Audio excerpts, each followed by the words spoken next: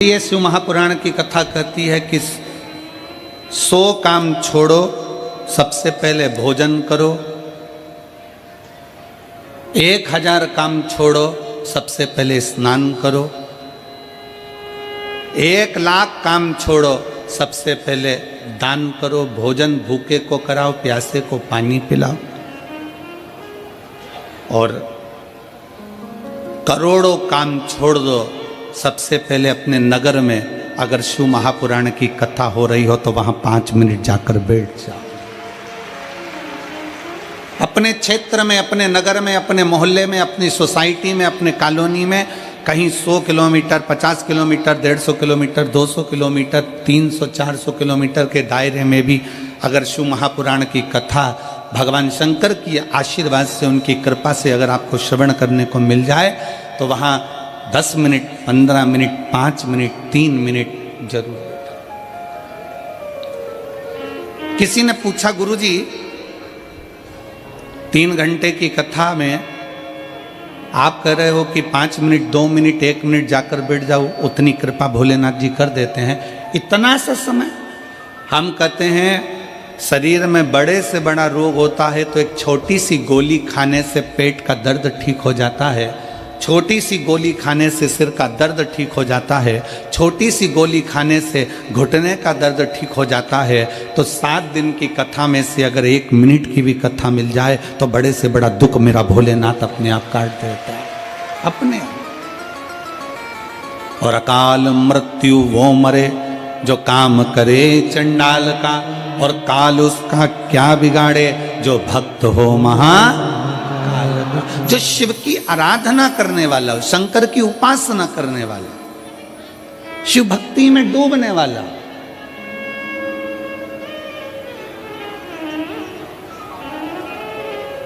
उस जीव को भगवान शंकर साध लेते हैं।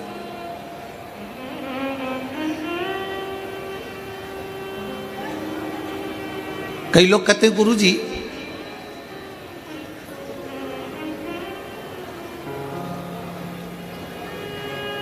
हमने सुना है कि देवी देवताओं को बलि चढ़ती है, किसी को पशु की बलि चढ़ती है, किसी को इसकी बलि चढ़ती है, किसी को उसकी बलि चढ़ती है।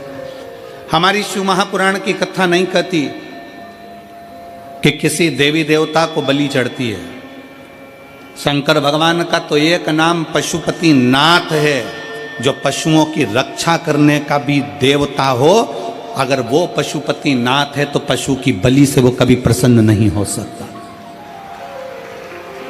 अगर वो पशुओं का नाथ है, वो पशुपति नाथ है, तो वो कभी किसी देव, हमारे भोले बाबा, हमारे शंकर, मेरे शिव, मेरे ओघड़दानी किसी को कष्ट देकर कभी खुश नहीं होते, किसी जीव को परेशान तक नहीं करते।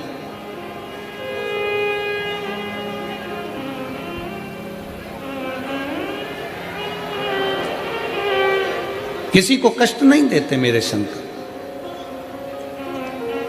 एक देवता है तो वो भी शंकर की आराधना में लगा है, एक असुर है तो वो भी शंकर की आराधना में लगा है, गंधर्व हैं वो भी शिव की आराधना में लगे हैं, अप्सरा हैं वो भी शिव की आराधना में लगी, सब भगवान शंकर की आराधना में लीन है, सब शिव की आराधना में लीन है। और जिस मेरठ की भूमि पर आप कथा सुनने के लिए बैठे हैं और पूरा विश्व आस्था चैनल के माध्यम से, पूरा देश विदेश, फेसबुक यूट्यूब के माध्यम से पूरा विश्व इस कथा का रसपान कर रहा है, तो वो अपने स्मरण में इस कथा को रहे कि ये मेरठ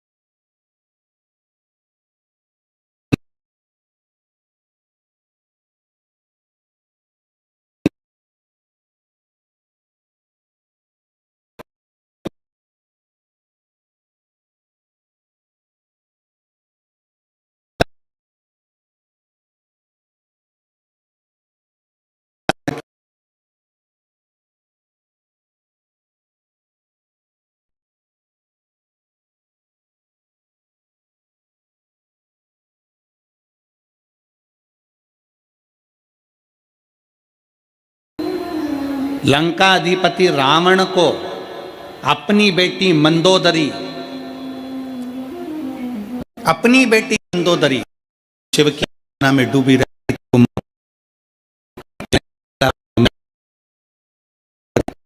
अर्जुन भगवान देने वाले भी यही मैदान होते। ये केवल असुर प्रवृत्ति से ही जुड़े हुए नहीं, भगवान शंकर की अविरति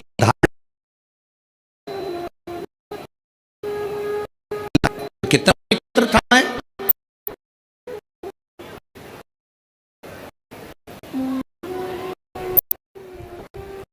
राजा की जो नगरी मेरठ, इस पवित्र भूमि पर मैं शंकर की आराधना करता, शिव की आराधना। और मैं जब शिव की आराधना में इतना लीन हो गया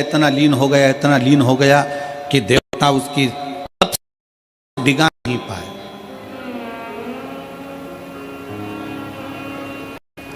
मैं तप साधना डिगी नहीं, मैं की तप साधना निष्फल नहीं।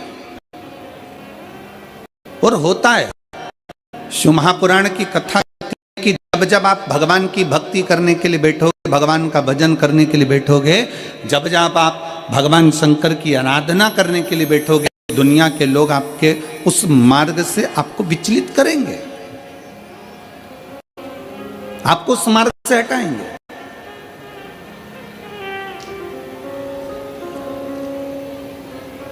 सात दिन की कथा में यहां पर कई माताएं ऐसी बैठी हैं, जीजियां ऐसी बैठी हैं, कई जीजा ऐसे बैठे हैं, कई बेटियां बेटे ऐसे बैठे हैं जिन्होंने संकल्प लिया। अपने पास में कथा 15 किलोमीटर 50 किलोमीटर 25 किलोमीटर दूर है, अपन कथा सुन ले।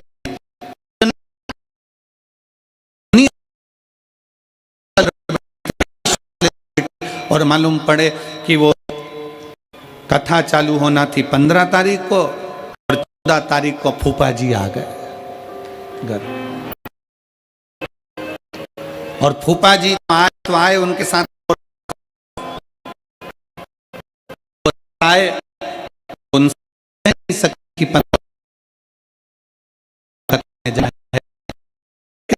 आप एक काम जरूर कर सकते हो, फूफा भले आ जाए, उन फूफा को भी कथा में लाके बिठा दो, उनको भी कथा में पहुंचा। और वो पूछे भी, बेटी कहाँ जा रहे हो? बस कथा सुनने के लिए जा रहे हैं, कथा सुनने के लिए, श्रवण करने के लिए। कथा में क्या मिलेगा? क्या मिलता है कथा में? शिव महापुराण की कथा कहती है, कभी किसी को मत कहो कि कथा में क्या मिलेगा, पर इतना जरूर कह दो, जैसे गाय का है तो उसको उठाओ तो वो मिट्टी लेकर धूल लेकर उठता है, उसी तरह जो शिव पुराण के पंडाल में बैठता है वो कुछ ना कुछ लेकर उठता जरूर है।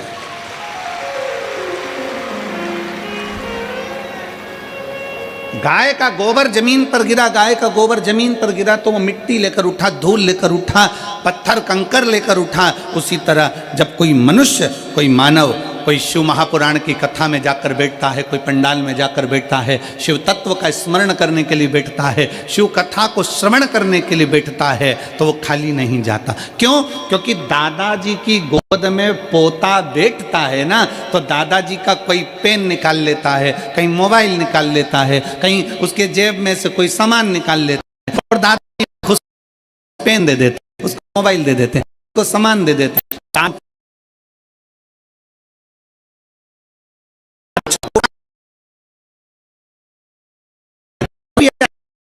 सिक्का दे देते हैं, टॉफी दे देते हैं। दादाजी की गोद में पोता बैठा है, उस शिव महापुराण की कथा में कोई बैठा कुछ ना कुछ लेकर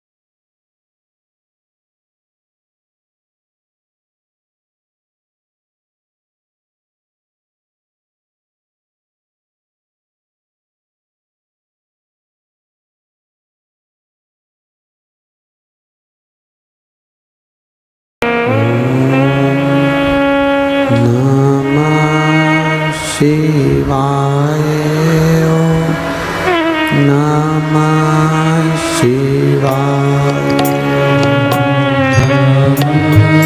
शिवाय ओम नमः शिवाय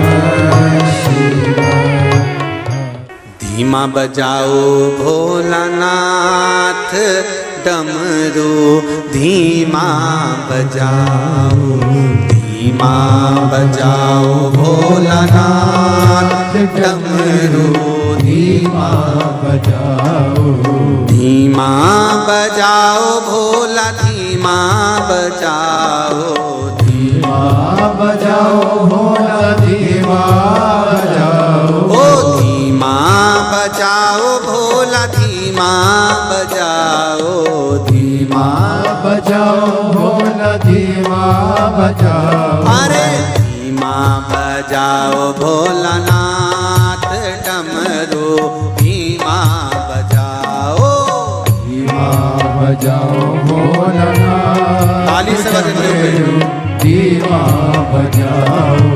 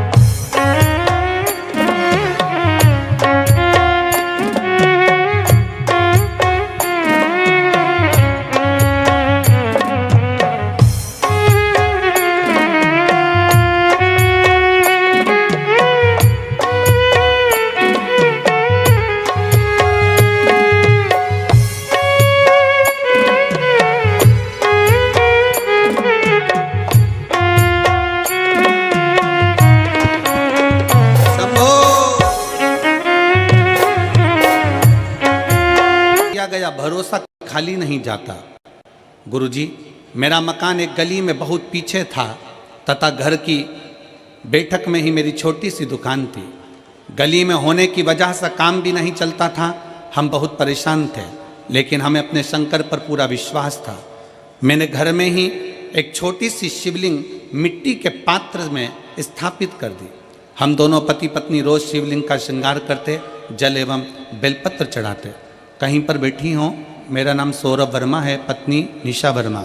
आप ही हैं? हाथ हिलाओ एक बार। हाँ ठीक है, आ जाइए एक बेलपत्र लेने के लिए, आ जाओ। पति पत्नी रोज शिवलिंग पर श्रृंगार करते, जल एवं बेलपत्र चढ़ाते। गुरुजी, हम सीहोर गए, वहाँ से कुबरेश्वर धाम जी का हमने कंकर शंकर का पूजन करा, प्रार्थना करी। भोले भंडारी सबकी झोली भरते हैं। बाबा की पवित्र भूमि को नमन कर कर बाबा से विनती कर कर आ गए, गुरुजी आपके द्वारा हमारे नज़दीक में हापुड़ में कथा हुई, वहाँ हम पति पत्नी बच्चों के साथ पंडाल में बैठ गए और पंडाल में बैठकर हमने बाबा से प्रार्थना करी कि बाबा हमारी दुकान बाजार में हो जाए, जिससे कम से कम हमको कुछ खाने को अच्छा मिलने लगे और कुछ अच्छे से अपनी ज़िंदगी जी सकें। आज मैं बाबा को प्रणाम करने के लिए आई हूँ। बाबा बाबा है। पंडाल में बैठकर कथा श्रवण करने का फल क्या होता है गुरुजी, आज मैं छाती ठोक कर कह सकती हूँ, मेरे बाबा ने मुझे बीच बाजार में, दुकान तो दुकान, मकान भी दिला दिया और मुझे बीच बाजार में रखा। हापुड़ की कथा सुनी और बाबा से विनय करा। हापुड़ की कथा को ज़्यादा समय नहीं हुआ गुरुदेव, पर मेरा कुबेर भंडारी ने मेरा भंडार भर दिया। आज मैं बाबा को यहाँ प्रणाम करने के लिए आई हूँ। शिव तत्व इसी को कहते हैं। क्या देगा, कैसे देगा, कब देगा, इसका अंदाजा किसी को नहीं। आप किस भाव से बैठे हो, जो जैसी भावना,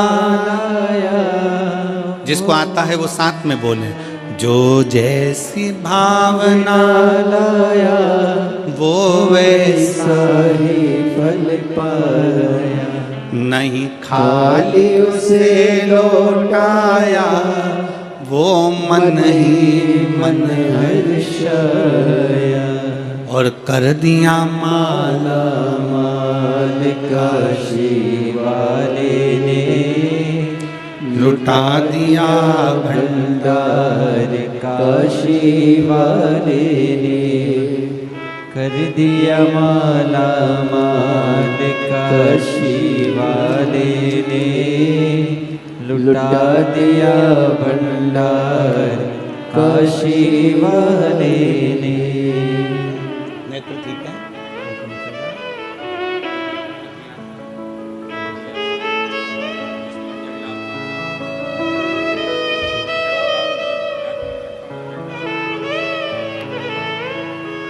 भैया जी कह रहे हैं, एक तो आंख पत्थर की लगा दी है, दूसरी आंख ने काम करना बंद करा, तो उसी पर शिव को चढ़ा हुआ जल नेत्रों में लगाना प्रारंभ कर लिया और आज बाबा की कृपा से पूर्ण स्वस्थ। जिस भाव से, जिस दिल से, जिस हृदय से देवता भी भजें शंकर को, और फिर निवेदन है, अगर शरीर में रोग है तो सबसे पहले डॉक्टर के पास जाओ, डॉक्टर जो जांच बोले, जो चेकअप बोले वो सब करो, क्योंकि डॉक्टर शिव का एक रूप है।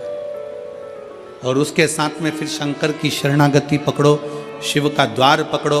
किसी इधर आडंबर में, कोई दिखावे में ना जाकर डॉक्टर के अनुसार दवाइयाँ लो, गोलियाँ लो, और फिर उसके साथ ही भगवान शंकर पर विश्वास कर कर उसका चढ़ा हुआ जल का आचमन करो। विश्वास, क्योंकि एक क्षण ऐसा आता है कि डॉक्टर भी कह देते हैं कि हम पूरी मेहनत कर रहे हैं, अब उसके हाथ में है, अब उसके हाथ में है, तो वो कोई दूसरा नहीं, वो देवाधिदेव महादेव है। ब्रह्मा ब्रह्मलोक में रहते हैं, भगवान विष्णु बैकुंठ लोक में रहते हैं, पर इस मृत्यु लोक का कोई अधिपति है। इस मृत्यु लोक में अगर कोई निवास करने वाला है तो वो देवाधिदेव महादेव है। सारी समस्या का हल, थोड़ा आवाज दम के निकालो, सारी समस्या का हल बोल बम का नारा है। शिव शिव है, ओघड़ ओघड़ी है। विश्वास पूर्ण रखिए शंकर।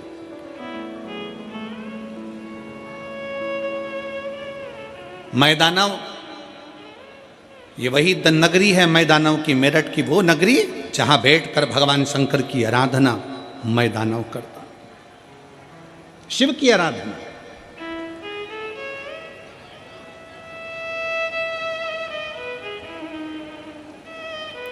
और ऐसी शिव की आराधना मैदानों ने करी कि देवता भी घबराने लगे कि कहीं ये शंकर भगवान से कुछ मांग ना ले। भगवान विष्णु की आराधना करे ना तो देवताओं को टेंशन नहीं रहता। ब्रह्मा जी की अगर कोई आराधना करे तो देवताओं को टेंशन नहीं रहता। माता लक्ष्मी की कोई आराधना करे, माँ सरस्वती की कोई आराधना करे, 33 कोटि देवी देवताओं की कोई आराधना करे तो देवताओं को टेंशन नहीं होता। पर अगर कोई शंकर की आराधना करता है तो देवताओं को सबसे बड़ा टेंशन होता है, क्योंकि शिव भोले हैं, तुरंत उनको कोई याद करता है और शंकर भगवान कुबेर का भंडार भर देते हैं। ऐसे मेरे ओगड़दानी शिव। सबसे ज्यादा चिंता, सबसे ज्यादा टेंशन शंकर भगवान की पूजन का सारे देवताओं को रहता है, हमेशा, हर पल, हर घड़ी।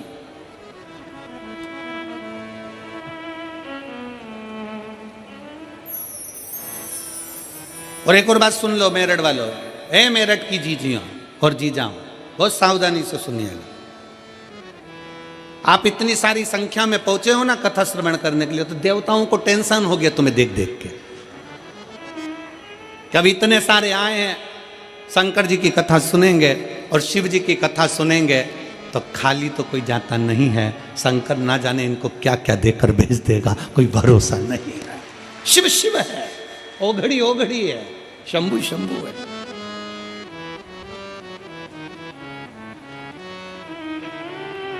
चिंता है उसको। सारे देवताओं को चिंता लग गई कि भगवान शंकर की आराधना कर रहे हैं, भगवान शिव की भक्ति कर रहे हैं, भगवान शंकर का स्मरण कर रहे हैं, शिव स्तुति में डूबे हुए हैं, शंकर की भक्ति में डूबे हुए। हो जाता है, टेंशन होता है लोगों को। कई लोगों को बड़ी टेंशन रहती, चिंता रहती। अभी अभी ये शिव महापुराण की कथा चल रही है ना, तो कई लोगों को इसका भी टेंशन होगा, क्या पता क्यों हो रही है, कौन करा रहा है, काय के लिए करा रहा है। कई बार बेचारे जजमान कथा कराते हैं तो उनको टेंशन हो जाती है, दूसरों को चिंता लग जाती है, कहीं आने वाले समय में चुनाव तो नहीं लड़ेगा, बड़ा भारी टेंशन। अरे भाई लड़ना ही होगा तो क्या कथा ही करवाएगा। बड़ा टेंशन लोगों के मन में आता है, बहुत भारी चिंता हो जाती है। क्यों कर रहे हैं, शंकर जी के मंदिर क्यों जा रहे हैं। अभी मेरी जीजियाँ, आप लोग शिव जी के मंदिर रोज लोटा भर के जल चढ़ाने जाओ, रोज प्रतिदिन। कितना भी तुम्हारी जिंदगी में दुख हो ना, तुम मुस्कुरा के शंकर जी के मंदिर में रोज जाओ एक लोटा जल चढ़ाने के लिए। पड़ोसी टेंशन में आ जाएगा, चिंता। मैंने तो सुना इसके यहाँ कर्जा है, मैंने तो सुना है घाटे में चल रही है, मैंने तो सुना इसके यहाँ इतना दुकान में नुकसान हो गया, उसके बाद भी ये इतनी प्रसन्न होकर शंकर के मंदिर जाती है, जल चढ़ाती है। उसको कौन बताए कि सियोर वाला महाराज कहे, शिव महापुराण की कथा कहती है कि शंकर के मंदिर में जब भी जाना, अपने बाप से मिलने के लिए बेटी जब भी जाए, हमेशा मुस्कुरा कर जाना, तो बाप भी मुस्कुरा कर देता है, पिता भी मुस्कुरा कर देता है। अब लोगों का विचार रहता है कहीं और ध्यान जाता है कहीं, उसी में का हाल है। जैसे एक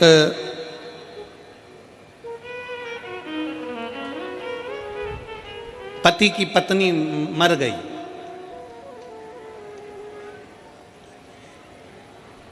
और एक पति की पत्नी की जॉब लग गई दिल्ली में। एक की पत्नी मर गई और एक पति की पत्नी की जॉब लग गई दिल्ली में। जिसकी पत्नी मरी उसका नाम भी कमलेश था, और जिसकी पत्नी की जॉब लगी उसका नाम भी कमलेश था। अब यहां कोई कमलेश बैठा हो तो बुरा मत मानना रहे हो।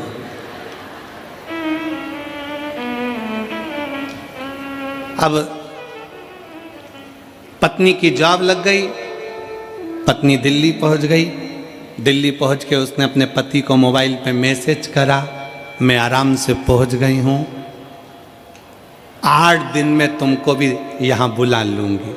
वो मैसेज भेजा था अपने कमलेश को, और पहुंच गया जो अपनी पत्नी का अंतिम संस्कार करके आ रहा था उस कमलेश को।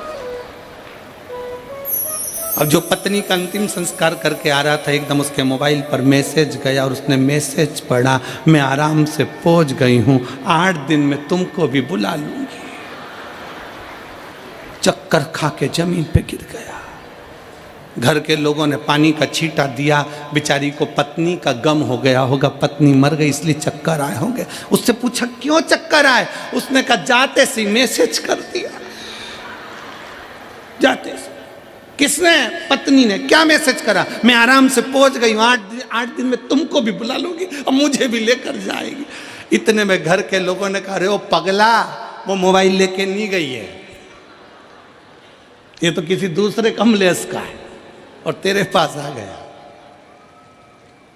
ऐसे ही बहुत संसार में लोग हैं जो विचार करते हैं कुछ, करने जाते हैं कुछ, उनकी दृष्टि रहती है कुछ और नेत्र रहते हैं कुछ। शिव पुराण की कथा कहती है, पर निवेदन है तुम्हारा मैसेज सही जगह जाना चाहिए। 7 दिन की कथा में तुम्हारे मुख से श्री शिवाय नमस्तुभ्यम होना चाहिए। तुम्हारा मैसेज, तुम्हारा शिव नाम नमः शिवाय, पंचाक्षर मंत्र, षडक्षर मंत्र, ओम नमः शिवाय, तुम राम जपो, कृष्ण जपो, शिव जपो, श्री शिवाय नमस्तुभ्यम जपो, तुम्हारी मर्जी पड़े जो जपो, पर वो मंत्र में तुम्हारी मूलता होना चाहिए, शिव की स्तुति होना चाहिए।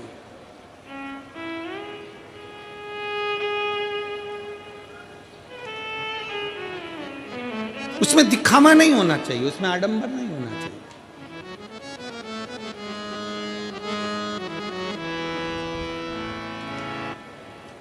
मैं दानव ने भगवान शंकर की तपस्या करी, बहुत तप किया, बहुत तप किया, बहुत तप किया। ऐसा तप मैं दानव करा, ऐसा तप करा मैं दानव ने कि देवताओं घबरा गए कि ये शंकर की स्तुति कर रहा है, शंकर जी की आराधना कर रहा है और शिव की आराधना कर रहा है, मतलब कुछ ना कुछ मांग लेगा। रावण ने शंकर की आराधना करी थी, सोने की लंका मिल गई थी। रावण ने शंकर की आराधना करी थी, वर प्राप्त हो गया था। भस्मासुर ने शिव जी की आराधना करी, उसको वर प्राप्त हो गया था।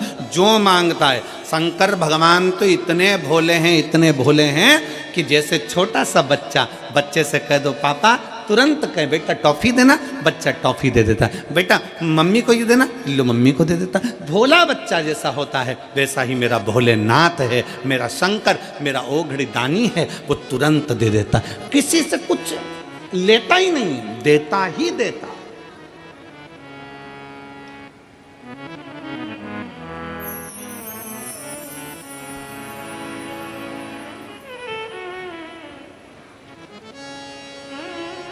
पक्की मित्रता,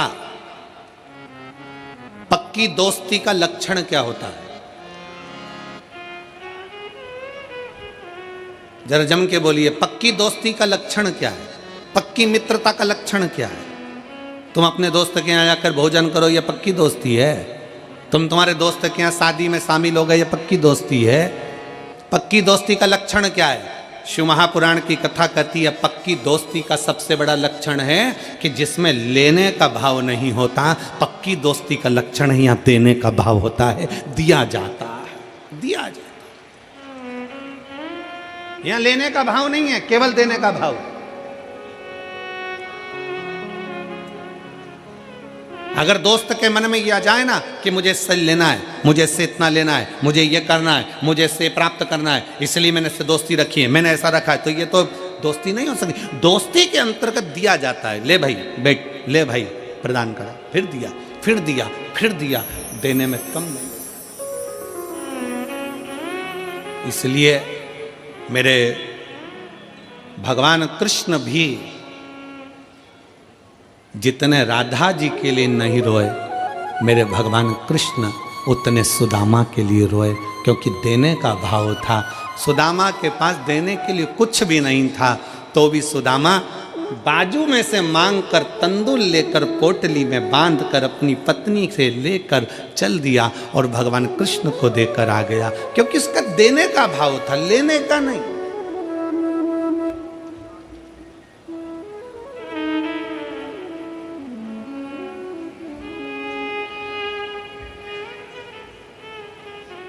इसलिए आप और हम एक बार गुनगुनाते हैं ना,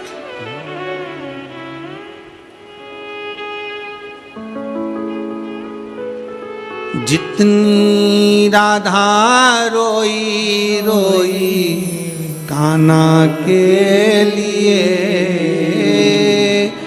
जितनी राधा रोई रोई कान्हा के लिए, कन्हैया उतना रोया रोया गे सुदामा के लिए, कन्हैया उतना रोया रोया गे सुदामा के लिए।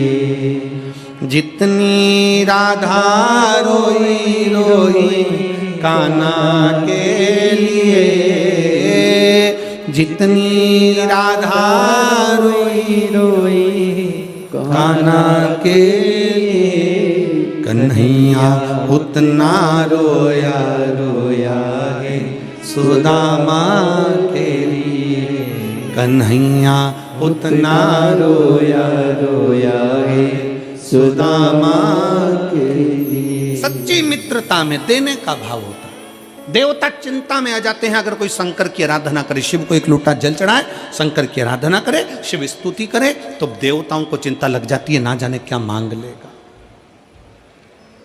ना जाने क्या प्राप्त कर लेगा, पता नहीं क्या ले लेगा। ये चिंता बढ़ गई। मैदानों ने तप करा तो देवताओं को चिंता बढ़ी, चिंता बढ़ी तो उन्होंने तप को तोड़ना चाहा, तप टूटा नहीं, विजय प्राप्त कर ली। विजय प्राप्त करा तो गया देवताओं के लोक में, भ्रमण करने के लिए गया था देवलोक में, और मैदानों ने भ्रमण करते करते देखा कि एक सुंदर सी अप्सरा जिसका नाम हेमा है,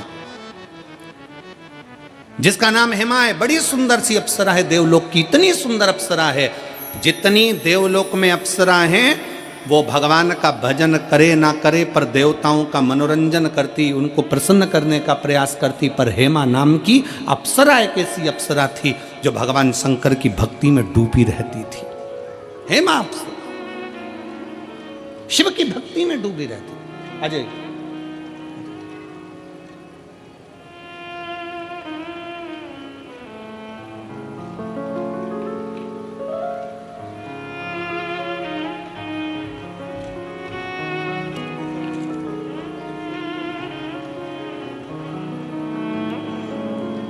निशा वर्मा, निवासी खतौली, मुजफ्फरनगर, उत्तर प्रदेश।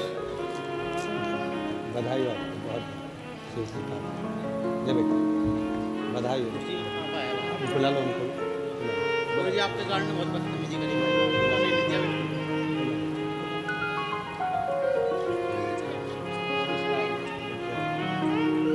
बच्चे ने पेंटिंग बनाई आपके।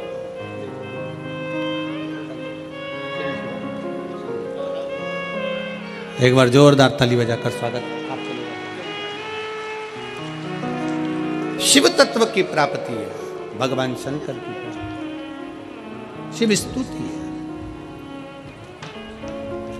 इतनी सुंदर अप्सरा हेमा, उस हेमा अप्सरा को देखा, बड़ी सुंदर है, बड़ी सुंदर। देवलोक की जितनी अप्सरा हैं वो देवताओं को रिझाने का कार्य करें, देवताओं को मनाने का कार्य करें, पर हेमा अप्सरा भगवान शंकर की भक्ति में डूब जाती है। हेमा अप्सरा भगवान शिव की भक्ति में डूब जाती है।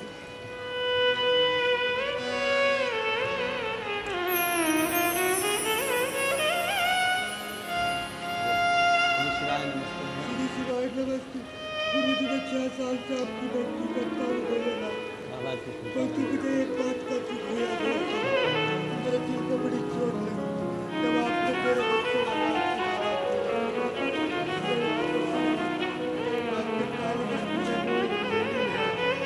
मुझे धक्का भी दिया और कहा कि भोलेनाथ तुम नाटक क्यों करते हो। मैं कहता हूँ कि भोलेनाथ मैं नाटक कुछ नहीं करता, मुझे क्षमा करना।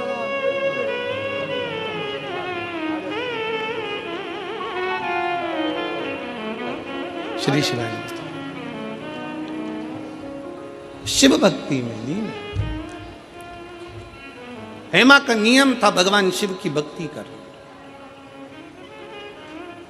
हेमा का नियम है भगवान शंकर की अविरल भक्ति में डूबना। और शिव भक्ति ऐसी थी हेमा की, हेमा अप्सरा की, मैं दानव ने जो हेमा अप्सरा को देखा तो समझ गया कि इसको मैं अपनी अर्धांगिनी बनाऊंगा, इसको मैं अपनी पत्नी बनाऊंगा। और हेमा अप्सरा को मैं दानव ने अपनी अर्धांगिनी बना लिया, पत्नी बना।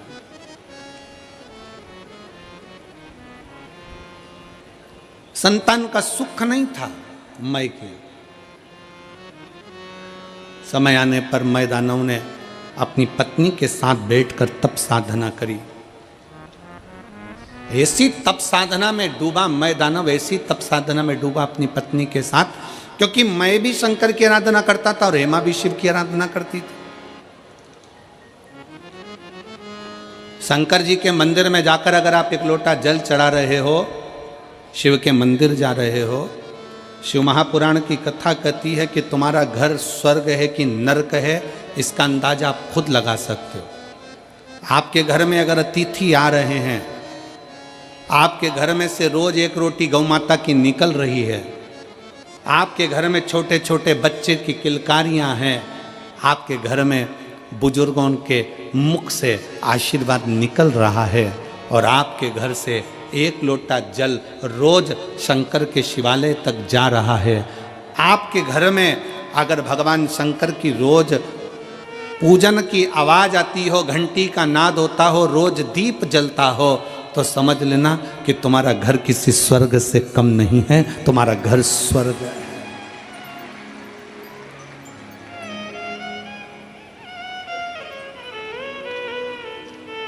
लिंग पुराण के अंतर्गत लिखा, लिंग पुराण में वर्णन किया गया कि जिसके घर का एक लोटा जल अगर शिवालय तक जाता है, लिंग पुराण कहती है जिसके घर का एक लोटा जल शंकर के मंदिर तक जाता है, उस घर के दरवाजे पर स्वयं 33 कोटि देवता उसके चौखट पर खड़े होकर उसके घर की रक्षा करते हैं। वो शंकर का घर होता है,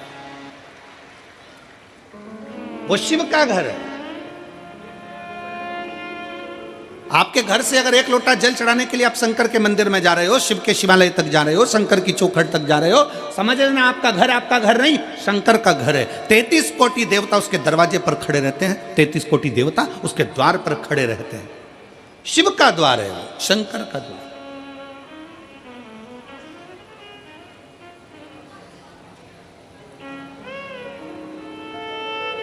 प्रतिदिन जाइए शिवालय तक, प्रतिदिन जाइए शंकर की चौखट तक, प्रतिदिन जाइए शंकर के मंदिर तक, प्रतिदिन।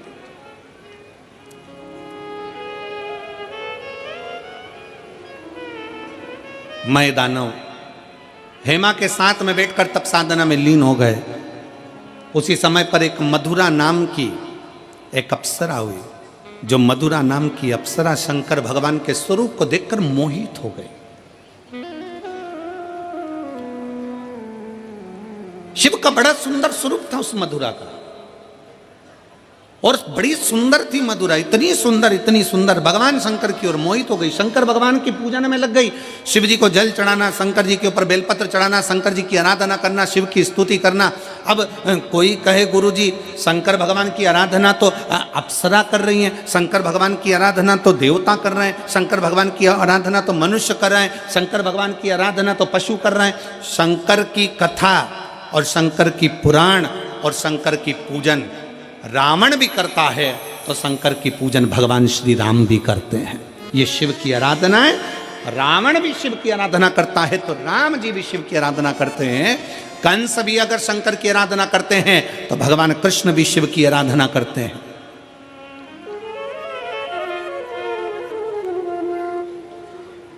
सबका शिव है, सबका शिव,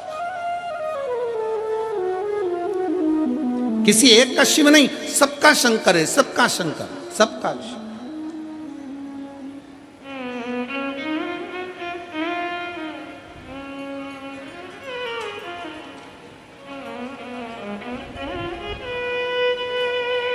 और महाराज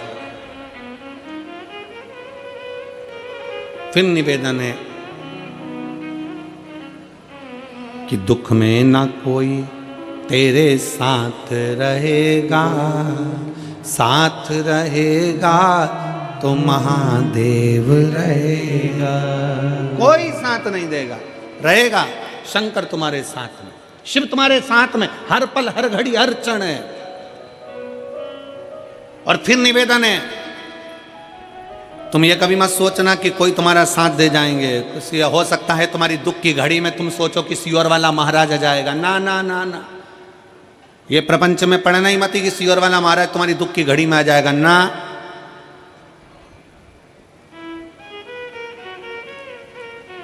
सियोर वाले महाराज की भी दुख की घड़ी में महादेव आता है, तो तुम्हारी दुख की घड़ी में भी वही महादेव आएगा, कोई दूसरा नहीं। इस लक्षण में, इस सोच में, इस विचार में मत रहना कि कोई तुम्हारा दुख काटने के लिए जाएगा। अपना दुख अपने को स्वयं काटना, अपनी तकलीफ अपने को स्वयं काटना। बस शिव की स्तुति करिए, और वो शंकर की स्तुति साधारण नहीं होती महाराज। कबहु चूके ना, कबहु चूके ना, कबहु चूके ना, कबहु चूके ना, कबहु चूके ना, कबहु चूके ना, कबहु चूके ना कोई तेरा काम रे, भजले गौरापति को। चूके ना कोई तेरा काम रे, वो भजले गौरापति को। ओ चूके ना कोई तेरा काम रे, भजले गौरापति को। चूके ना कोई तेरा काम रे, दोनों हाथों से बड़े प्रेम से। गौरापति को। ओ गौरापति को भजले गौरापति को, गौरापति को भजले गौरापति को। ओ गौरापति को भजले गौरापति को, गौरापति को भजले गौरापति को। अरे चूके ना, अरे चूके ना, अरे चूके ना, अरे चूके ना, ओ जी चूके ना कोई तेरा काम रे, भजले गौरापति को। चूके ना कोई तेरा काम रे, वो भजले गौरापति को।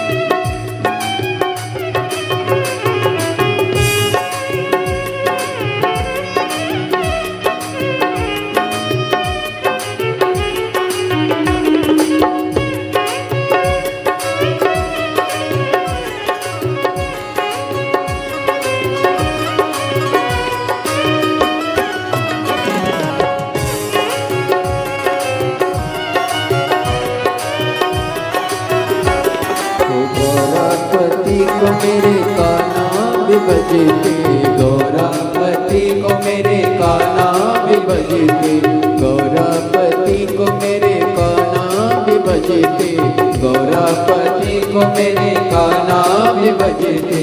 मिल गया वो मिल गया, मिल गया वो मिल गया, अरे मिल गया द्वारिका धाम रे, भजल गौरापति को मिल गया द्वारिका धाम रे, वो भजल गौरापति को छूटे ना कोई तेरा काम रे, वो भजल गौरापति को छूटे ना कोई तेरा काम रे, वो भजल गौरापति को।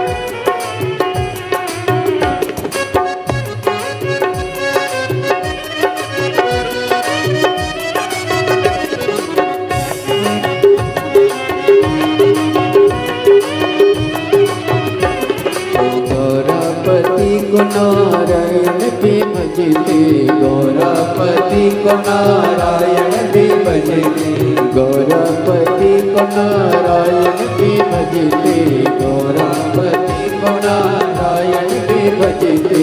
मिल गया वो मिल गया, मिल गया वो मिल गया, अरे मिल गया बैकुंठ के धाम में, भजल गौरापति को मिल गया बैकुंठ के धाम में, वो भजल गौरापति को छूटे ना कोई तेरा काम रे, वो भजल गौरापति को छूटे ना कोई तेरा काम रे, वो भजल गौरापति को।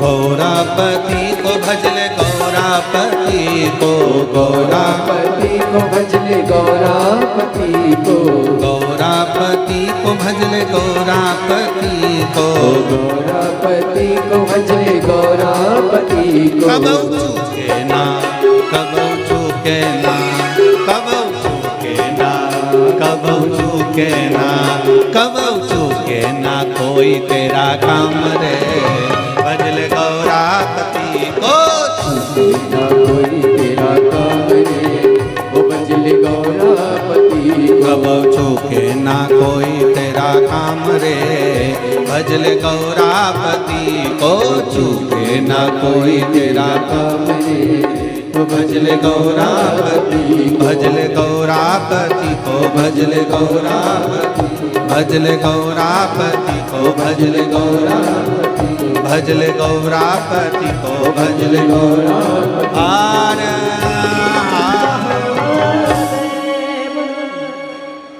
अपने स्थान पर बैठकर, अपने स्थान पर बैठकर भगवान अपने मन की बात बड़े भावों के साथ देवाधिदेव महादेव को दिल से प्रार्थना करिए, दिल से विनय करिए, निवेदन करिए।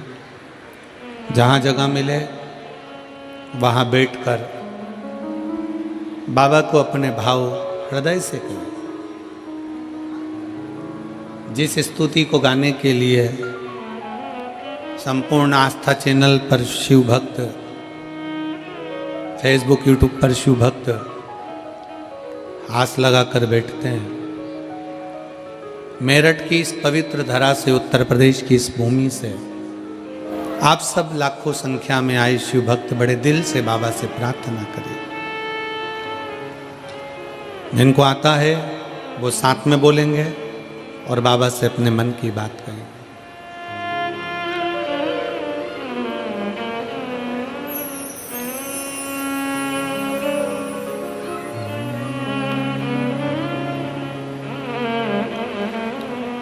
श्री शिवाय नमस्तुभ्यं। श्री शिवाय नमस्तुभ्यं। श्री शिवाय नमस्तुभ्यं। श्री शिवाय नमस्तुभ्यं। श्री शिवाय नमस्तुभ्यं। भोला सब दुख काटो हमारा, ओ भोला सब दुख काटो हमारा। शिव शंकर जपूं तेरी माला, भोले बाबा जपूं तेरी माला। भोला सब दुख काटो हमारा, ओ भोला सब दुख काटो हमारा। वेश मंगल मंगलकारी, वेश मंगल मंगलकारी। शमशान वासी हमारा, शमशान वासी हमारा। ओ भोला सब दुख काटो हमारा, ओ भोला सब दुख काटो हमारा।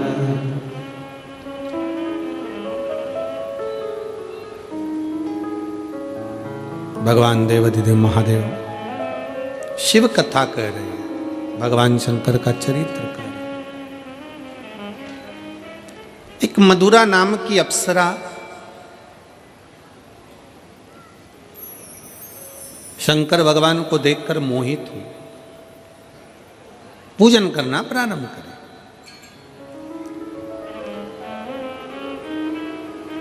अब शिव जितना तप से भगवान शंकर प्रसन्न नहीं होते,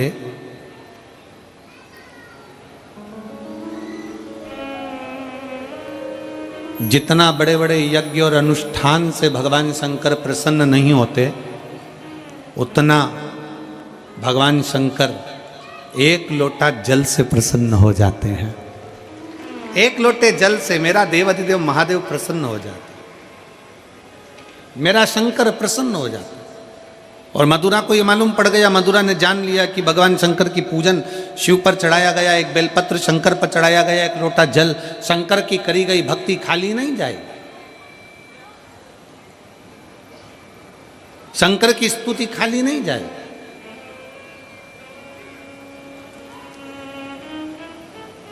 और बहुत जरूरी है, जितने लाखों की संख्या में आप लोग बैठे हुए हो, आस्था चैनल पर जितने लोग कथा सुन रहे हैं, फेसबुक यूट्यूब पर जो लोग सुन रहे हैं, और इस पवित्र मेरठ की भूमि पर जितने शिव भक्त इस कथा को सुन रहे हैं, वो अपने अंदर एक बात उतार लेना,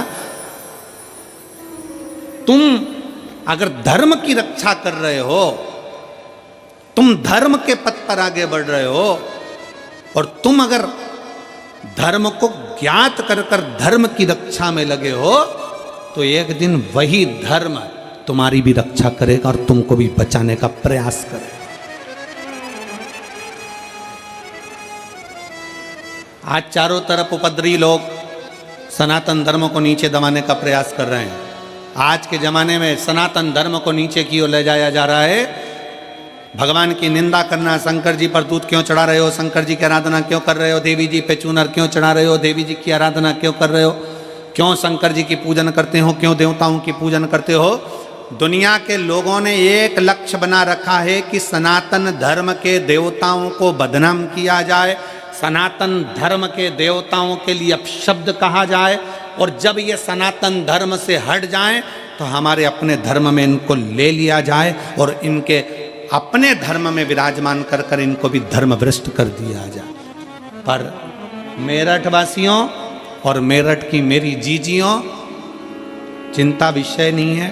चिंता इस बात की करना है कि आपके और हमारे बच्चे संस्कारों से विहीन तो नहीं है। अपने घर के बच्चों को जैसे ड्रेस पहनाती हो, अपने घर के बच्चों को जैसे बैग टांग कर देती हो, अपने घर के बच्चों को जैसे टिफिन बना कर देती हो, अपने घर के बच्चों को एक लोटा जल भर कर दो, उसको भी शंकर के मंदिर पहुंचाना प्रारंभ करो। जिस घर का बच्चा शंकर के मंदिर की देहली चढ़ता है, जिस घर का बच्चा शंकर के मंदिर की चौखट चढ़ता है, उस घर का बूढ़ा व्यक्ति कभी वृद्धाश्रम पर नहीं चढ़ता है। याद रखना इस बात। अपने बच्चों को यह संस्कार दीजिए कि हमारे घर के बच्चे आगे बढ़ें और मंदिर, देवालय, शिवालय तक पहुंचे। एक पत्र है और मैं बच्चे को धन्यवाद देता हूं इस चीज के लिए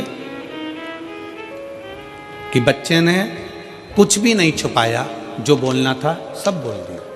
मैं इस बच्चे को धन्यवाद देता हूं। मेरा नाम ब्रजेश सेन है। मैं जिला टीकमगढ़ मध्य प्रदेश का रहने वाला हूं। कहीं बैठा हो बेटा तो हाथ हिला सकते हो, अगर कहीं बैठे हो तो हाथ हिला सकते हो। मेरा नाम ब्रजेश सेन है। मैं आप ही हैं बेटा? आ जाओ, एक बेलपत्र ले जाना। एक बार हाथ हिलाओ, वापिस हाथ हिलाओ। हाँ ठीक है, आ जाइए, आ जाओ, एक बेलपत्र ले जाना, आ जाइए। मेरा नाम ब्रजेश सेन है। मैं जिला टीकमगढ़ मध्य प्रदेश का रहने वाला हूँ। शंकर भगवान की महिमा का मैं क्या गुणगान करूँ गुरुदेव। 20 साल की मेरी उम्र है।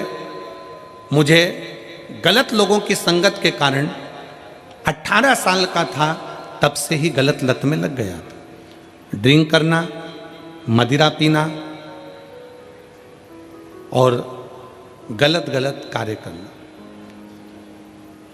गुरुदेव, दारू का नशा ऐसा कोई नशा नहीं था जो मैं नहीं करता था। सारे गलत काम भी मैंने किए। 2019 में आपकी पहली बार कथा को सुना ऑनलाइन। गुरुदेव, पहली बार कथा सुनी, वो भी नशे में सुनी। दारू के नशे में था। मोबाइल पर कथा सुनी। बस नशे से जब होश में आया, सुबह 4:30 बजे मैं जागा और 4:30 बजे जाकर मैंने फिर उसके बाद में ये विचार कर लिया कि अब मैं दारू को नहीं छूंगा। और ऐसा नहीं है गुरुजी कि ये दारू का नशा करने वाला व्यक्ति नियम भी खुद बनाता और तोड़ता भी खुद ही है। मैं ऐसा करूंगा ये विचार कर लिया, कई बार भी सोचा, पर ये पहली बार था जो शिव महापुराण की कथा का लत लग गया शरीर को। 8:30 बजे फिर वापिस मैं कथा को सुनने के लिए मोबाइल पर लगा लिया। 8:30 बजे मैंने कथा सुनी, शिव जी के मंदिर गया, शंकर के मंदिर में जाकर बाबा की भक्ति में लग गया।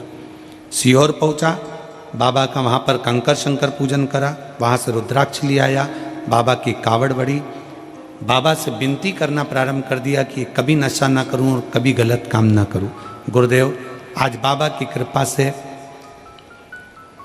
कई साल हो गए, शंकर की कथा सुनता हूँ, मंदिर में झाड़ू लगाता हूँ, पोछा लगाता हूँ, शिव की आराधना करता हूँ, और आज बाबा की कृपा से कोई नशा नहीं करता, सारे नशे से मुक्त हूँ।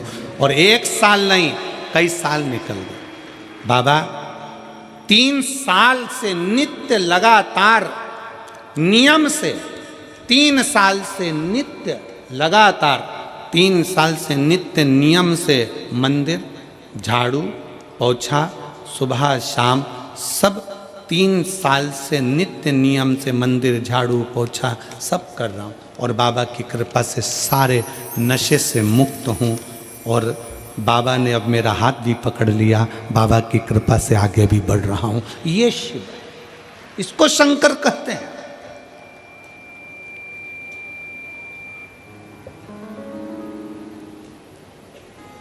ऐसे कई सब सभाओं में लोगों को खड़ा कर लिया जाता है, हाथ लंबा करो, हाथ लंबा कर लिया, बोल दिया आज के बाद मैं नशे से मुक्त होता हूं, मैं नशा नहीं करूंगा। ऐसा संकल्प बार बार दिलाया जाता है और संकल्प दिलाया तो जाता है पर बहुत कम लोग हैं जो संकल्प पर चल पाते हैं। संकल्प वही सफल होता है जो दिल से किया जाता है। पंडाल में बैठकर कथा सुनकर जो संकल्प लिया जाता है वो मूल होता है,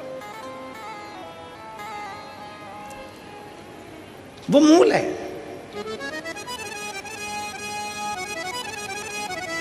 आप अपने भीतर का संकल्प प्रबल करिए, आप अपने भीतर का नियम प्रबल करिए। नशा करो पर वो नशा दारू का या मदिरा का नहीं कि रात को पी सुबह उतर गई। नशा एक और होता है, शंकर के मंदिर में 1 लोटा जल चढ़ाने का और शंकर के नाम को गाने का।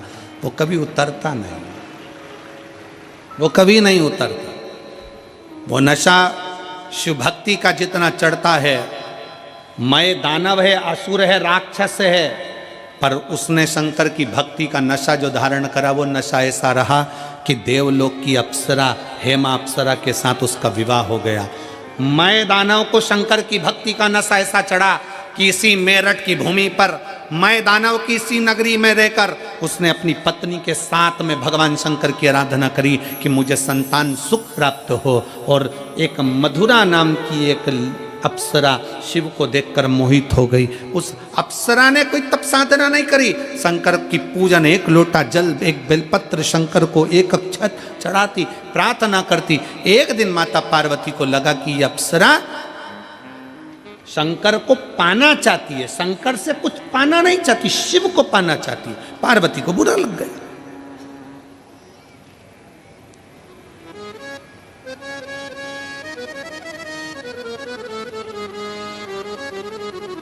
कितने असुर, कितनी चतुर थी।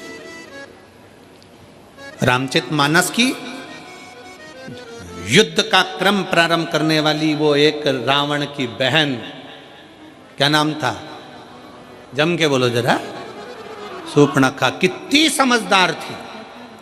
उसके बराबर विद्वान दुनिया में कोई नहीं हो सकता, शूर्पणखा के बराबर कोई विद्वान नहीं हो सकता। जो शूर्पणखा राक्षस की बहन, असुर की बहन, वो शूर्पणखा भी राम जी के पास जाकर कहती है, तुम सम पुरुष न मौसम नारी, तुम्हारे जैसा पुरुष नहीं है, मेरे जैसी स्त्री नहीं है। पूछा राम जी ने क्या चाहती हो? शूर्पणखा कहती है तुम्हें अपना बनाना चाहती हूँ। शायद दुनिया की पहली राक्षसी थी जो भगवान से कहती है मैं तुम्हें अपना बनाना चाहती हूँ। हमारे यहाँ तो अच्छे अच्छे लोग भी कहते हैं ये प्रॉपर्टी में अपनी बनाना चाहता हूँ, पर राम अपना नहीं बनाना चाहते, पर राक्षसी राम को अपना बनाना चाहती है। बड़े बड़े महात्मा, संत, साधु, सन्यासी, तपस्वी, साधक, उपासक, बड़े बड़े प्रवचन देने वाले भी प्रॉपर्टी अपना बनाना चाहते हैं, गाड़ी अपना बनाना चाहते हैं, बंगला अपना बनाना चाहते हैं, अपना अपना ट्रस्ट बनाना चाहते हैं, पर भगवान को कोई अपना बनाना नहीं चाहता। पर वो राक्षस की बहन शूर्पणखा भी राक्षस की बहन होकर भगवान के सामने जाकर सीधा ऑफर देती है, तुम मेरे और मैं तुम्हारी, और कुछ नहीं चाहिए। सीधा ऑफर है, तुम मेरे बन जाओ और मैं तुम्हारी बन जाऊं, इससे बढ़कर दुनिया में कुछ नहीं। लोग कहते हैं रावण की बहन ने युद्ध करा दिया, कहते हैं ये युद्ध मेरे राम का है। राम दिल में बैठ जाए तो फिर काम, लोभ, आसक्ति, वासना और तृष्णा से युद्ध तो होना ही चाहिए। अगर राम दिल में बैठ जाए तो काम, आसक्ति, वासना और तृष्णा से युद्ध तो होना ही चाहिए। वो युद्ध जायज है, होना चाहिए, क्यों नहीं होगा? मैं तुम्हें अपना बनाना चाहती हूं राम, और तुम मेरे अपने बन जाओ। बस हम भी यही चाहते हैं, आप शंकर को अपना बनाओ, हम संसारवासियों से नहीं। कौन आएगा? अंत समय प्रभु आना पड़ेगा। वाह, मेरठ वालों को आता है? गाओ जरा। अंत समय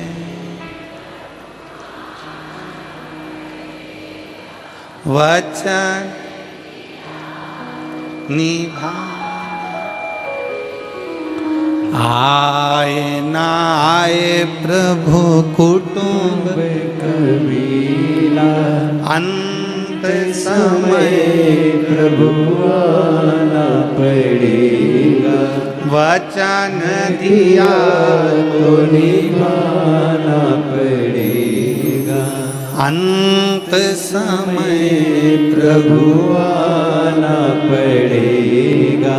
वचन दिया तो निभाना पड़ेगा। अंत समय में कोई नहीं आएगा। तुम्हारा घर, तुम्हारी गाड़ी, तुम्हारा बंगला, तुम्हारी जायदाद, तुम्हारी प्रॉपर्टी, तुम्हारा धन सब तुम्हारे घर पर रहेगा। अकेले हॉस्पिटल में हो सकता है कि कहीं पड़े हो, कौन साथ देगा? अंत समय में साथ वही देगा जो तुमने भजन किया, स्मरण किया, पुण्य करा, भूखे को भोजन कराया, प्यासे को पानी पिलाया। इस शिव महापुराण के पंडाल में आए हुए ये हजारों लाखों शिव भक्तों का जो तुमने मुंह झूठा कराया, अपने घर से पूड़ी बना लाए, रोटी बना लाए, सब्जी बना लाए, बेसन बना लाए, 4 रोटी बनाकर, तिल्ली का लड्डू बना कर लिया। संक्रांति तो बाद में आएगी, लड्डू बनाकर पहले तुमने इस शंकर के भक्तों के मुख झूठे करा दिए। वो तुम्हारा मुख झूठा कराना खाली नहीं जाएगा। एक डायरी में लिख कर रखना, मैंने 5 रुपए की चाय किसी को पिलाई, किसी को लड्डू खिलाया, वो 3 महीने में वो 5 का 1000 गुना हुआ कि नहीं हुआ, वो हमको बताना जरूर, हमें बताना जरूर कि वो मिला कि नहीं मिला। ये बच्चा, वो वर्मा जी ने लिखा अपने पत्र में कि मैंने तो केवल हापुड़ के पंडाल में, सौरभ वर्मा लिखे, मैंने तो केवल हापुड़ के पंडाल में बैठकर कथा का रसतत्व ग्रहण किया। आ जाओ बेटा।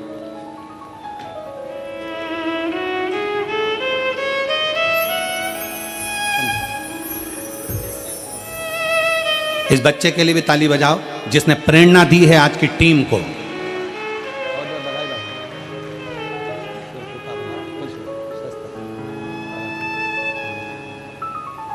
एक माता पिता, मम्मी पापा को, माता पिता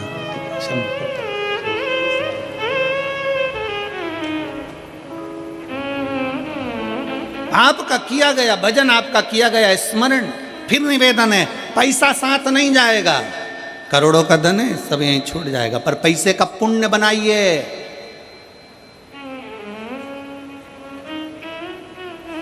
पैसे को बैंक में यहां जमा करो और दिल्ली में एटीएम से निकाल लीजिए और वो कार्ड से जमा निकाल लीजिए, बस यही है। पैसे का पुण्य बना, पैसे का पुण्य, थोड़ा भूखे का भोजन, प्यासे का पानी और जय बाबा बर्फानी है क्या? क्यों कहते हैं कि भूखे को भोजन और प्यासे को पानी और जय बाबा बर्फानी क्यों कहा जाता है? किस लिए कहते हैं? उसका कारण केवल है कि किसी देवता के साथ भूखे का भोजन और प्यासे का पानी नहीं लिखा है, केवल बाबा भोलेनाथ के साथ इसको जोड़ा गया है। क्यों? क्योंकि ब्रह्मा ब्रह्म लोक में रहते हैं, भगवान विष्णु बैकुंठ लोक में रहते हैं, पर शंकर पृथ्वी लोक पर रहता है। मृत्यु लोक में जो किसी अन्न का भाग भी दान करता है, किसी प्यासे को पानी भी पिलाता है, किसी शिव भक्त का मुख झूठा कराता है, उसका पुण्य खाली नहीं जाता, उसका पुण्य खाली नहीं जाएगा। एक पत्र है,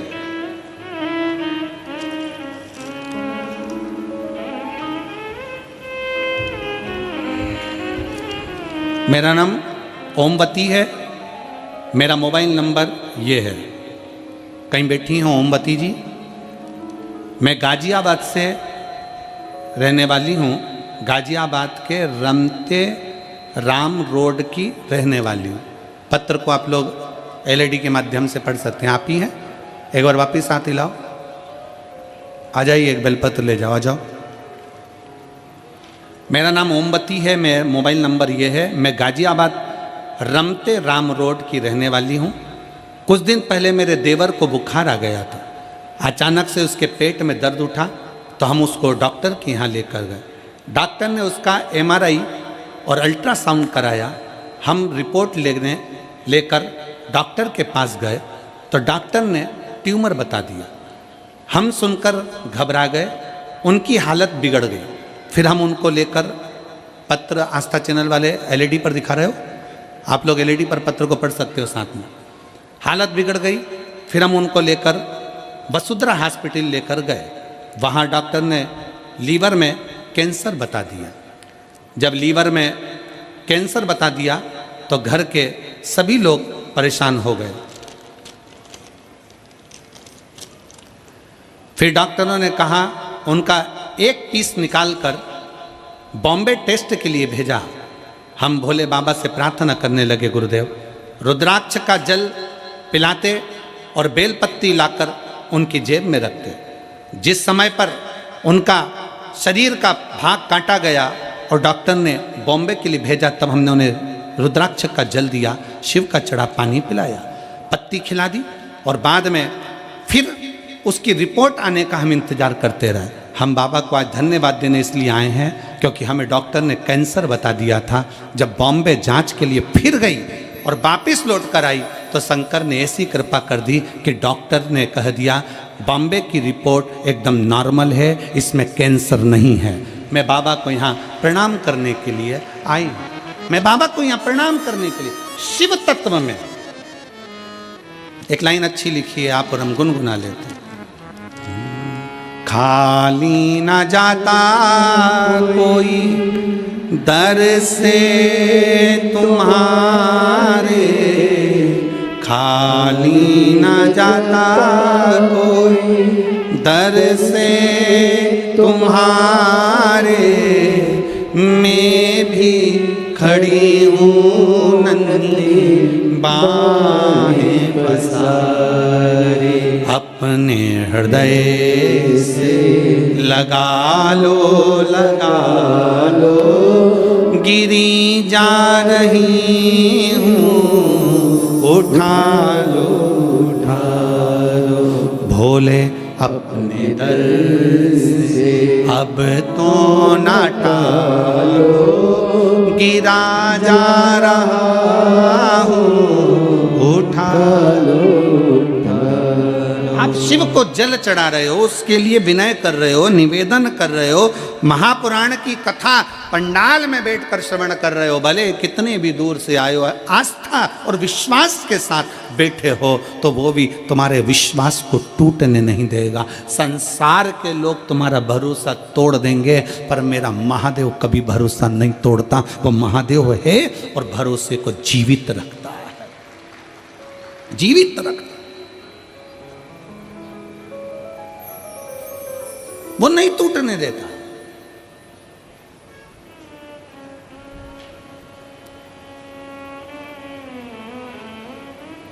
इन सारे पत्रों को ये ढेर लगे हुए, हम इतने पत्र नहीं पढ़ पाते, ये ढेर लगे हुए तो पहले दिन के पत्र हैं, अभी तो रोज के चालू होंगे। ये इतने पत्रों का जो स्मरण है, हम इन पत्रों को कभी सीओर लेकर नहीं जाते, कभी भी हम यहीं छोड़ कर जाते हैं क्योंकि इसमें मोबाइल नंबर भी रहता है, इसमें उसका एड्रेस भी रहता है। जिसके मन में संशय हो, तुम्हारे पत्र हैं, उसके मोबाइल पर उसके एड्रेस पर जाओ और तुम्हें जितनी खोजदारी करना है वो सारी खोजदारी करो। इन पत्रों को कभी सीओर लेकर, आपके पत्र आपको समर्पित है, आपने लिखा, हमने पढ़ा, हम आपको नहीं जानते, मेरठ में भी कभी नहीं आए। हाँ, वहाँ गए थे हापुड़, तब मेरठ पढ़ा था कि बीच में नहीं पढ़ा था है? हाँ, बीच में नहीं पढ़ा इसीलिए तुमने यहाँ बुला लिया, हम तो कभी ना आए थे।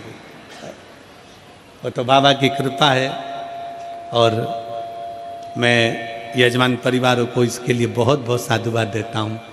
सभी बंधुओं को, श्री कृष्ण कुमार जी गुप्ता जी को, आशीष बंसल जी को, ऋषि अग्रवाल जी को, जयप्रकाश अग्रवाल जी को, श्री राम कुमार गुप्ता जी को, अनिल जी जैन जी को, राहुल गुप्ता जी को, ब्रजभूषण जी को, नीरज मित्तल जी को और गणेश अग्रवाल जी को, आप सबको धन्यवाद देता हूँ, बहुत बहुत साधुवाद कि मेरठ की मेरी जीजियों के चेहरे पर 2024 जाते जाते आपने जो खुशी दी है वो खुशी शायद कभी देखने को नहीं मिली होगी। वो खुशी आप लोगों को, प्रसन्नता जो, और करो सेवा मेरठ वालों, ये शिव भक्त आए, शंकर के भक्त आए, इनके लिए अपने अपने खजाने खोल लो, खोलो। घर से आओ, एक थर्मस में चाय बना के लिया, और ठंड पड़ रही है, ज्यादा कुछ नहीं तो जो आसपास में 4-5 बैठे हैं ना, अड़ोसन पड़ोसन, पीछे वाली धड़ोसन, धीरे से, किसी को बताना नहीं है, चिल्ला के नहीं देना है। यहाँ कई माताएं बैठती है, सिर पे पेटियां लेकर आती है, रख लेती है अपने बाजू में, कथा चालू हो जाती है, धीरे धीरे वहीं की वहीं निकाल कर देती जाती, उठती तक नहीं, खड़ी भी नहीं होती। और बड़े बड़े हीरे की चूड़ियां पहनने वाली भी पंडाल के अंदर बैठकर 5-7 दिन तक कथा श्रवण करती है। बड़े बड़े दिल्ली के बहुत बड़े उद्योगपतियों की पत्नियां भी इस पंडाल के अंदर बैठी हुई हैं, और दिल से बाबा से प्रार्थना करने के लिए।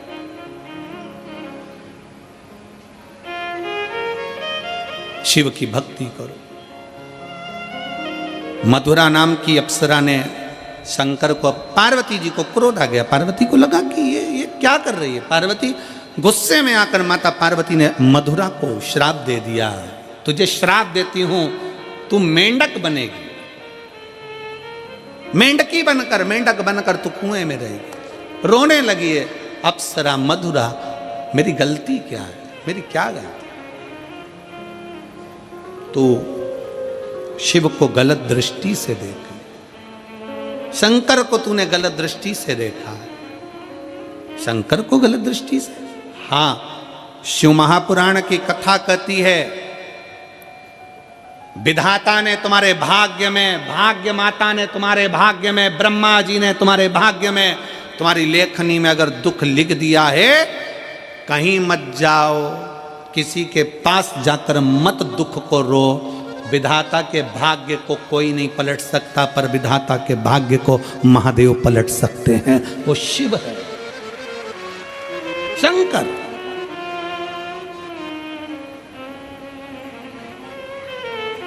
चौदह वर्ष तक मेरे भगवान राम वन में रहे।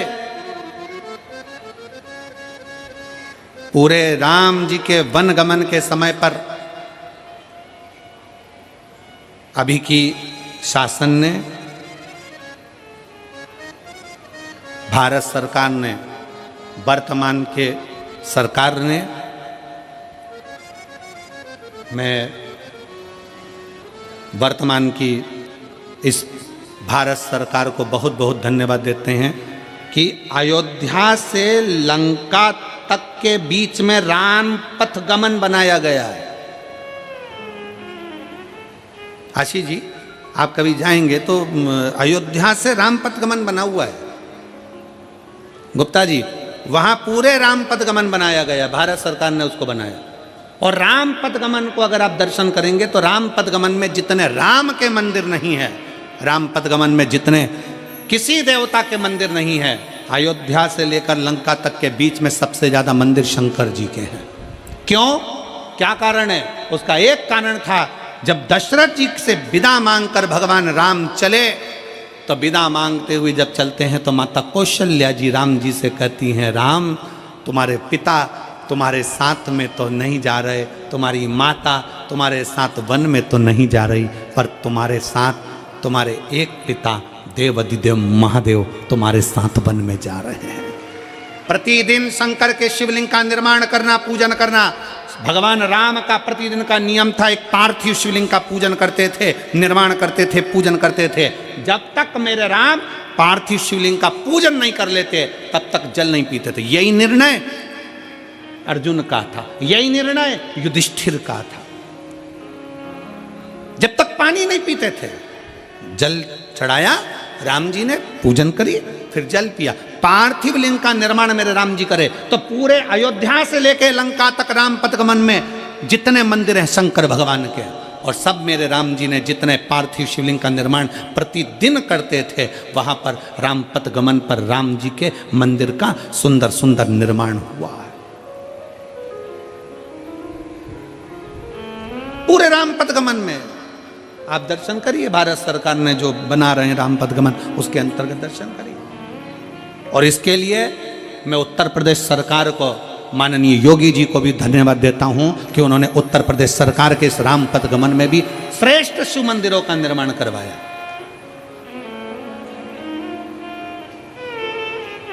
श्रेष्ठता है।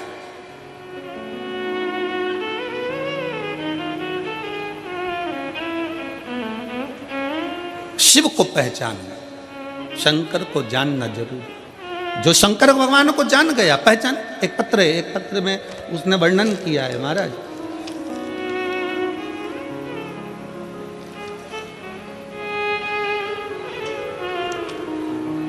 मेरा नाम माया देवी है और मैं गगन बिहार भोपुरा गाजियाबाद, भोपुरा है कि भोपुरा ही है, कहीं बैठी हों तो हाथ हिला सकती हैं। मेरा नाम माया देवी है और मैं गगन बिहार भोपुरा गाजियाबाद उत्तर प्रदेश की निवासी हूँ। मेरा मोबाइल नंबर ये है। आप ही हैं? ऐसे हाथ हिला दो एक बार। आ जाइए, आ जाओ, एक बिलपत्र ले जाना। पत्र को पढ़ते हैं। मेरा नाम माया देवी है और मैं गगन बिहार भोपुरा गाजियाबाद उत्तर प्रदेश की निवासी हूँ। मेरा मोबाइल नंबर ये है। गुरुजी, एक लोटे जल का मैं क्या वर्णन करूं।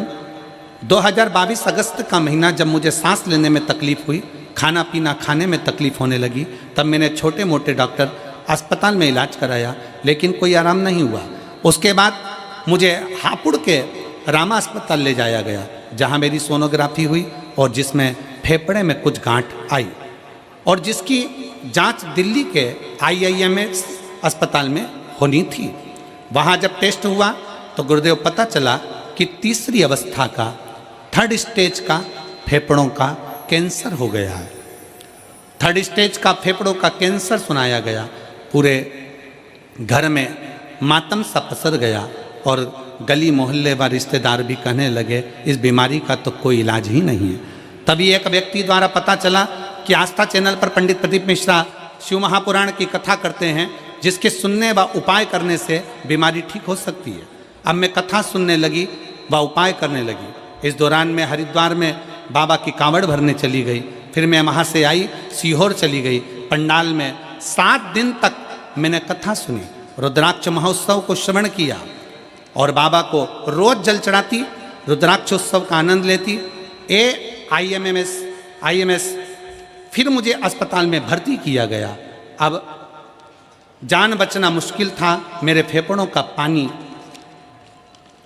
भर चुका था। उस दौरान मेरी बड़ी बेटी रोज शिवलिंग पर जल चढ़ाती, बेलपत्र लाती, मुझे ग्रहण करने को देती और भगवान शंकर का जो रुद्राक्ष लेकर आए थे उसको पानी में गलाकर मुझे देती। 4 लीटर पानी मेरे फेफड़ों से निकाला गया। 10 दिन में मुझे आराम लगा। अब मैं रोज खुद मंदिर जाना प्रारंभ कर दी, बेलपत्र खाना प्रारंभ कर दी, बाबा की धोक लगाना प्रारंभ कर दी। बाबा मेरा कैंसर ठीक कर दो, बाबा इसका कोई इलाज नहीं है। 25 सितंबर सोनोग्राफी हुई और सोनोग्राफी की रिपोर्ट आई और 1 अक्टूबर को वो रिपोर्ट आई। जब रिपोर्ट डॉक्टर ने देखी तो वो हैरान हो गया और मुझसे कह रहा था रिपोर्ट आपकी है किसी और की है। हम उस रिपोर्ट को दिखाए तो डॉक्टर ने कहा कि आपके शरीर में कैंसर की गठान नहीं है, आपके शरीर में कैंसर की गठान नहीं है। इसे सुनकर मैं खुशी से भर उठी और बाबा को नमस्कार कर कर प्रार्थना करने लगी, बाबा तूने मेरा कैंसर समाप्त कर दिया। आज मैं बाबा को प्रणाम करने के लिए यहाँ पहुँची हूँ। शिव की स्तुति है।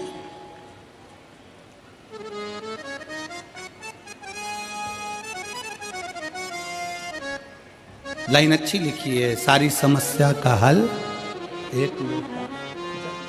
आपका विश्वास, आपका भरोसा, आपकी श्रद्धा, आपकी भक्ति। फिर निवेदन है डॉक्टर से जांच कराओ, वो रिपोर्ट बोले रिपोर्ट कराओ, सब कुछ करो, दवाइयाँ खाओ, औषधि खाओ, पर अपने शंकर पर 1 लोटा जल चढ़ाना बंद मत करो। शिव की स्तुति में लगे रहो, लगे रहो। एक ना एक दिन मेरा भोले बाबा तुम्हारी बीमारी को समाप्त जरूर करेगा, क्योंकि उस पर करा हुआ भरोसा कभी टूटता नहीं है, कभी नहीं टूटेगा। उसने माँ ने लिखा, जांच कराने के बाद माँ लिख रही है, डॉक्टर पूछ रहा है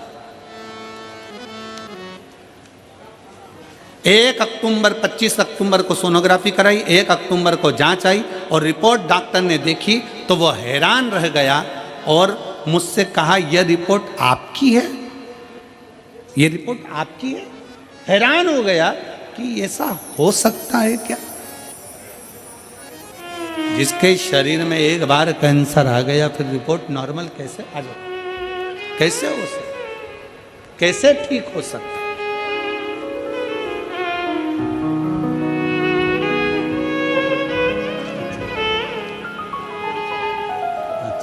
ओमवती जी,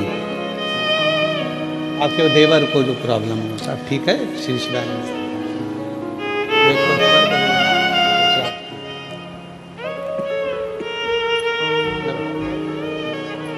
हर हर और खाली न जाता कोई दर से तुम्हारे, खाली न जाता। आप जिस भरोसे से, आप जिस विश्वास से, कई लोग दिल्ली के कई लोग मैसेज करे गुरुजी हमारे दिल्ली में कब कथा होगी, हम शिव महापुराण की कथा कैसे श्रवण करें। हम उन बहनों से निवेदन करना चाहते हैं, दिल्ली में बहुत भीड़ होती है, इसलिए आप दिल्ली 55-50 किलोमीटर दूर होगी, बाबा से प्रार्थना कर कर गाड़ी लेकर दिल्ली से आप मेरठ आओ और कथा का लाभ लेकर अपने दिल्ली को जाओ, शिव तत्व को धारण करो।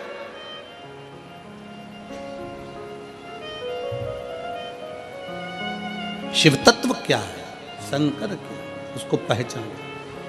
मधुरा को श्राप दे दिया माता पार्वती ने, मैं तुझे श्राप देती हूं तू मेंढक बनेगी, 12 साल तक तू मेंढक बनकर रहेगी। हार गई, अंत में नयन से जल बहने लगा उस अप्सरा के। तब भगवान शंकर पार्वती को समझाए, पार्वती वो मेरी पूजन कर रही थी और तूने श्राप दे दिया, वो तुम्हें गलत विचार से पूजन कर रही थी, गलत सोच, गलत विचार, गलत दृष्टि, गलत तरीका ये व्यक्ति को बर्बाद कर देता। फिर निवेदन है, भगवान से नहीं डरना मत डरो, धर्म से नहीं डरना मत डरो, वेद पुराण से नहीं डरना मत डरो, शास्त्रों से नहीं डरना मत डरो, घर के बुजुर्गों से नहीं डरना मत डरो, अपने बड़ों से नहीं डरना मत डरो, किसी बाबा जोगी से नहीं डरना मत डरो, किसी तपस्वी से नहीं डरना मत डरो, किसी महाराज से नहीं डरना मत डरो। पर शिव महापुराण की कथा कहती है अपने कर्म से जरूर डरना, क्योंकि कर्म का भोग तो परमात्मा को भी भोगना पड़ता है। कर्म का भोग तो परमात्मा को भी भोगना पड़ता है। भगवान राम ने छुप कर बाण मारा था बाली को, उस बाली ने छुप कर बाण मारा कृष्ण अवतार में, भगवान कृष्ण के चरण में, हिसाब बराबर हुआ। कर्म का भोग तो भोगना पड़ता है, भोगना है।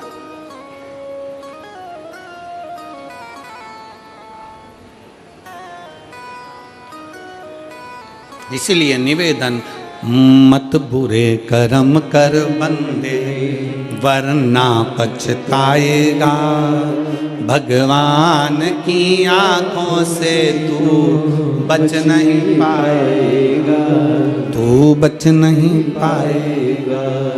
अरे ओ अज्ञानी मत कर नादानी, तेरे कर्म का फल भी तो ही पाएगा, जैसा किया तूने तेरे आगे आएगा। मत बुरे कर्म कर बंदे वरना पछताएगा, भगवान की आंखों से तू बच नहीं पाएगा, तू बच नहीं पाएगा। अपने कर्म गति को अपने को भोगना है। मधुरा 12 वर्ष तक मेंढक बनकर जन्मी, पर शंकर ने कह दिया तू चिंता मत कर, 12 वर्ष के बाद तेरा शरीर छूटेगा, जैसी सुंदर आज है वैसी सुंदर रहेगी, पृथ्वी पर अवतरित होगी और तेरे माता पिता तुझे पाल पोस कर बड़ा करेंगे। पर मधुरा ने कह दिया कि मैंने तो आपकी भक्ति करी थी आपको पाने के लिए। शिव कहते हैं मैं तो नहीं मिलूंगा, पर मेरा भक्त तुझे मिलेगा जो तुझे अर्धांगिनी बना लेगा। समय बीता, मैदानव अपनी पत्नी हेमा के साथ में इसी मय राष्ट्र में, इसी मैरठ में बैठकर तप साधना में लगे थे। और समय बीता, तप साधना पूर्ण कर कर जा रहे थे। कुएं में से एक बच्ची की रोने की आवाज आई। जैसी आवाज आई, उस लड़की को कुएं से निकाल लिया।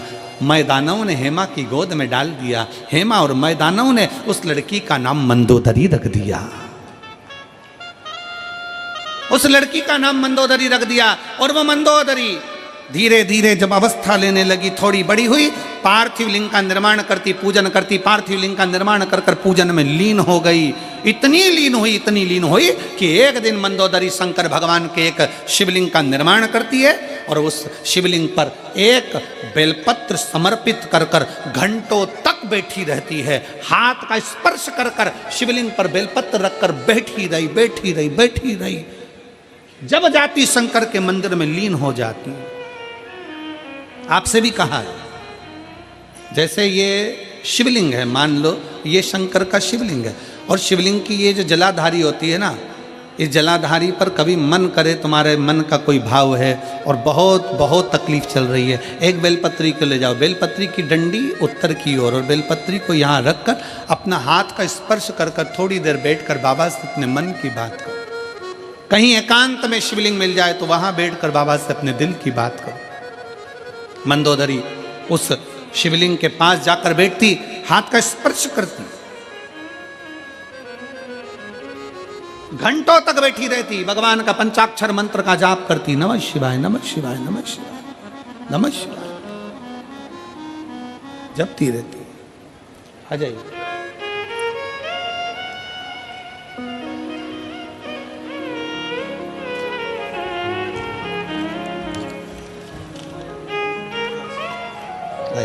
श्री शिवाय नमस्ते। माया देवी ठीक बाबा।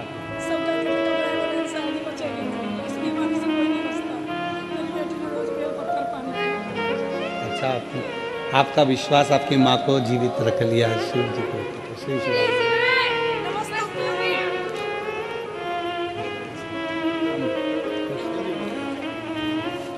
माया देवी हैं, फेफड़े का गठान थी, कैंसर हो गया था।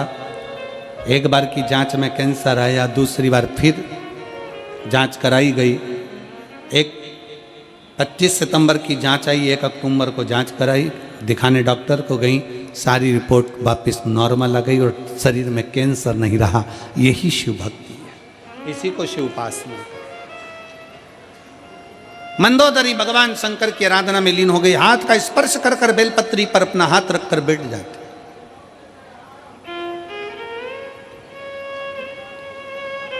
और बेलपत्री पर जब हाथ रखकर बैठती, भगवान शंकर से अपने मन की बात कहती रहती। एक दिन भगवान शंकर प्रसन्न हो गए। मंदोदरी मांग, क्या चाहिए तुझे? मंदोदरी कहती है, मेरे एक बेलपत्र से आप प्रसन्न हो गए? एक बेलपत्र से? बाबा, बस आपको चाहती थी, पर आपने मुझे कहा था कि मेरा ही भक्त तुझे प्राप्त करेगा। भगवान शंकर ने कहा, मंदोदरी चिंता मत कर, लंका में रहने वाला रावण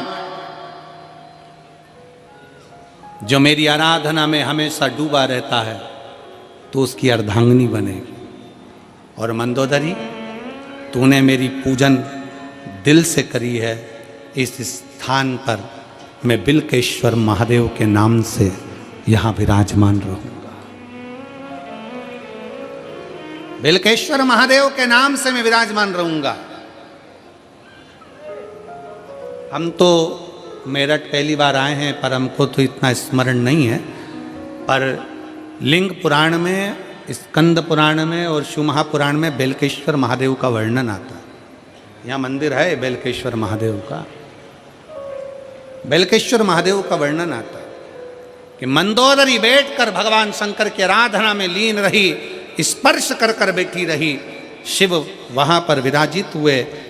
मंदोदरी ने कहा, बाबा आपसे एक बार और मांगना चाहती हूँ कि बाबा आप कैलाश पर जाएं मना नहीं, पर इस भूमि पर आप हमेशा हमेशा के लिए विराजमान रहें।